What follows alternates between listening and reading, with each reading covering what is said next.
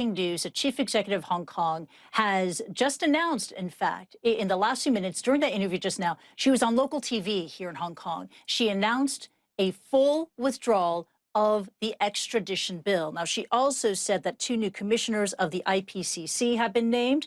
This is the Independent Police Complaints Committee. This is not what the protesters were asking for. They're asking for a completely independent commission of inquiry to look into evidence of police brutality. So she is basically granting only one of the 5 demands from the protest movement, the full withdrawal of the extradition bill. Joining me now is pro-democracy activist Joshua Wong. And Joshua, this is only one of your 5 demands, but it is a major one.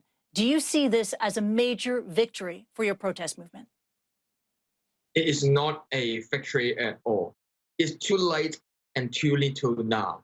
Especially Carrie Lam's response come after 7 activists' suicide, more than 1,200 protesters arrested, in which many are mistreated in police station with police brutality. Our calls on free election and stop police brutality will still continue. They can't stop our protests. You call this too little too late, but as we heard from that pro-Beijing lawmaker just now, this is it. She's only going to grant this one demand, but you still plan to fight for the others? We still plan our fight, especially our calls on free election. We demand to elect our own government. That's why our protest will continue at least until 1st of October, the China's National Day. I just hope people get aware that how Hong Kong people just aware that our hometown was already transformed into a police state under Beijing interference and Beijing endorsement. Instead of just having withdrawal of the bill, what Hong Kong people fundamentally asking for is to have free election. Now, we're strongly aware, and I believe the international community is also aware that the leaders of Hong Kong, which means Carrie Lam, is just kind of proxy government, and it's just the puppet of communist authorities. And the chaos generated by Carrie Lam in the past. Right. Joshua, losing you a little bit there. Just wanted to make sure I still have your contact. Okay, but Joshua, as you make your point very, very clear, you have your eyes on the much bigger prize, which is universal suffrage, universal voting rights for the people of Hong Kong. But the fact that we got to this point, the extradition bill has not been suspended, it's not dead, it's been fully withdrawn after weeks of protest. Why do you think this happened? Why do you think Carrie Lam made this decision? Carrie Lam made this decision is finally she aware or must respect and listen to the voice of people. Even I don't believe this is a sincere move at all, because it's just because how the discontent and the sacrifice of Hong Kong people. Hong Kong people are willing to pay our price, continue our fight. And finally, after 3 months of summer of discontent, it's really remarkable and symbolic. On this day, finally, Carrie Lam completely withdrew it. We still recognize it's better than nothing. And it's still because of the contribution and the sacrifice of activists. But instead of showing the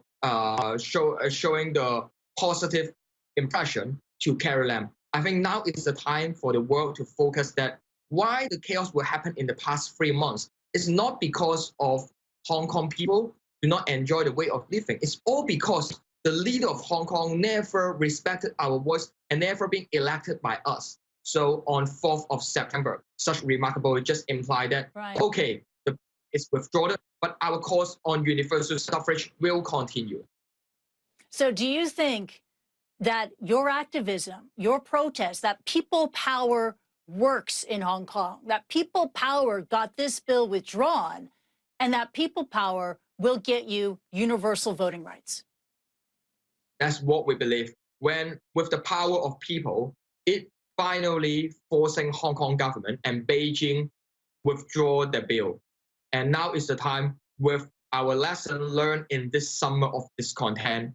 Now the summer of discontent will transform and becoming the years of discontent. Before 4th of September, we still focus on the extradition bill. And after 4th of September, now is the battle of David versus Goliath. We need to continue our fight until we get democracy back in Hong Kong. Now, the fight has gotten really ugly. There were some very dark scenes recently, in particular, last weekend, the violent clashes, the throwing of petrol bombs by hardline protesters, the use of water cannon, gunfire used as warning shots by the police, etc. Bonfires on the streets of Hong Kong. The city was actually burning.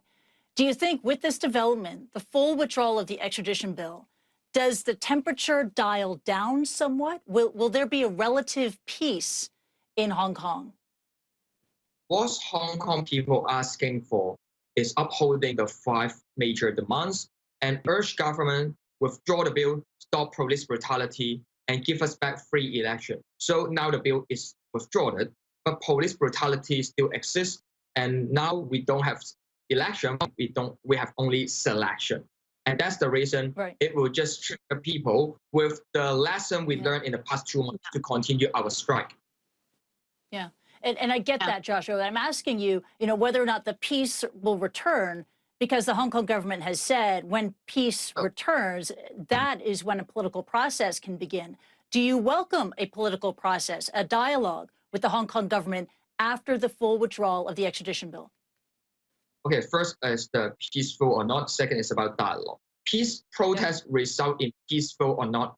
It's not depends on protester. It depends on riot police. Just recall the memories of 2 days ago during the class boycott assembly on daytime, how more than 40,000 university and high school students gathered on street without any clash, violence, and arrested. We just show that no police, we have peace. And how the student and youngster have the class boycott protest peacefully. Just show that we can have protests peacefully without any violence if police didn't storm into the crowd. So we refer to the question of dialogue. In the past 3 months, pro-democratic lawmaker always urged to have a dialogue or meeting with Carrie Lam, but Carrie Lam refused all the requests from pro-democratic lawmaker.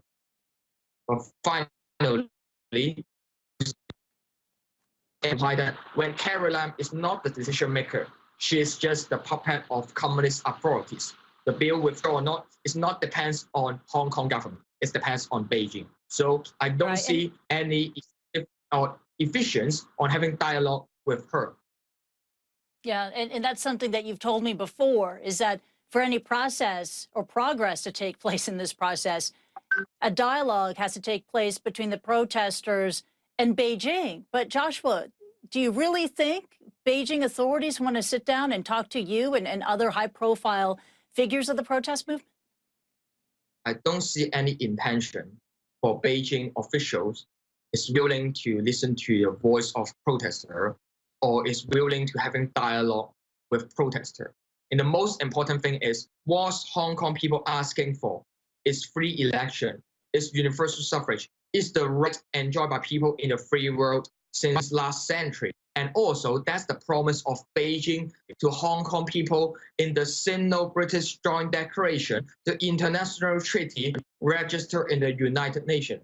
What we are asking for in the past 3 months, in the past 3 years, or even past 3 decades, is just the promise Beijing made towards Hong Kong people. And we are just asking for them to guarantee their promise to Hong Kong people. We need free election. And here is Hong Kong, not mainland China. We deserve universal suffrage, and the leader of Hong Kong must be elected by our vote and not handpicked by Beijing. Joshua Wong, thank you very much indeed for joining us. Take care. Thank you.